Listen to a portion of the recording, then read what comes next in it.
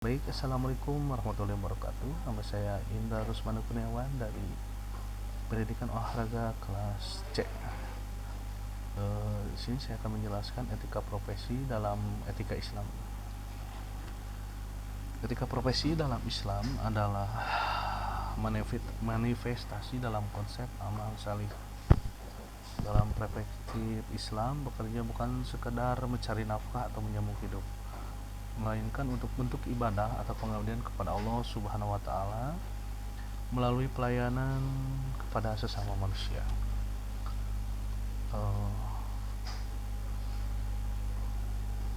Bagaimana etika profesional diletakkan dalam sistem etika Islam? Yang pertama adalah paradigma atau kerja sebagai ibadah. Dalam etika Islam, pekerjaan seseorang tidak terpisah dari agama. Agar sebuah profesi bernilai ibadah harus memenuhi syarat. Yang pertama adalah niat yang ikhlas, bekerja untuk mencari ridho Allah, menafkahi keluarga, kewajiban agama. Cara yang syar'i adalah prosedur kerja yang tidak melanggar syariat, tidak ada unsur penipuan, judi ataupun riba. Tujuan yang baik, output yang dari pekerjaan tersebut bermanfaat bagi banyak dan tidak merusak moral atau lingkungan. Yang kedua adalah pilar etika profesi, sifat kenabian. Islam mengadopsi sifat para nabi, dan antaranya adalah sidik, amanah, tabligh, patonah sebagai standar tinggi profesionalisme. Islam mengadopsi sifat yang pertama adalah integritas atau sidik, kesesuaian antara perkataan perbuatan. Seorang profesional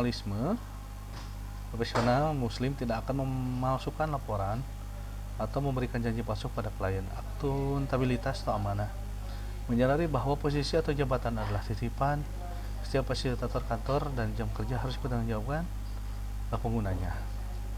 Transparansi, komunikasi tabligh terbuka dalam urusan pekerjaan, tidak menyembunyikan kecacatan produk atau kesalahan sistem yang bisa merugikan orang lain. Selanjutnya adalah profesionalisme atau patonah, memiliki kecerdasan emosional, intelektual, spiritual, dan menyelesaikan masalah pekerjaan secara efektif dan efisien.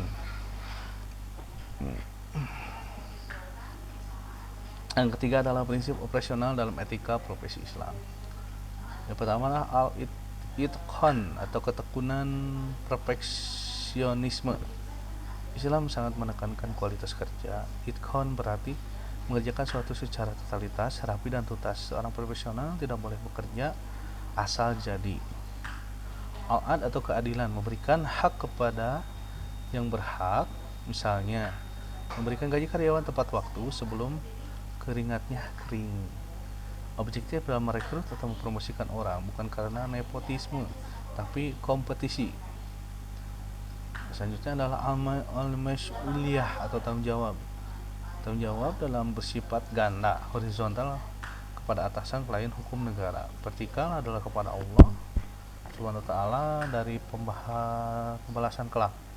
Larangan dalam etika profesi Islam. Untuk menjaga kesucian profesi, Islam melarang beberapa praktik berikut. Gengsi atau penipuan, menyembunyikan cacat atau kekurangan layanan produk.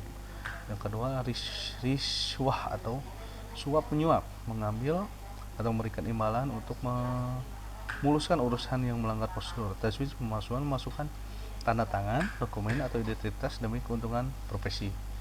Ikhtiar, penimbunan, menahan jasa atau barang yang sangat dibutuhkan masyarakat demi menaikkan harga secara tidak wajar.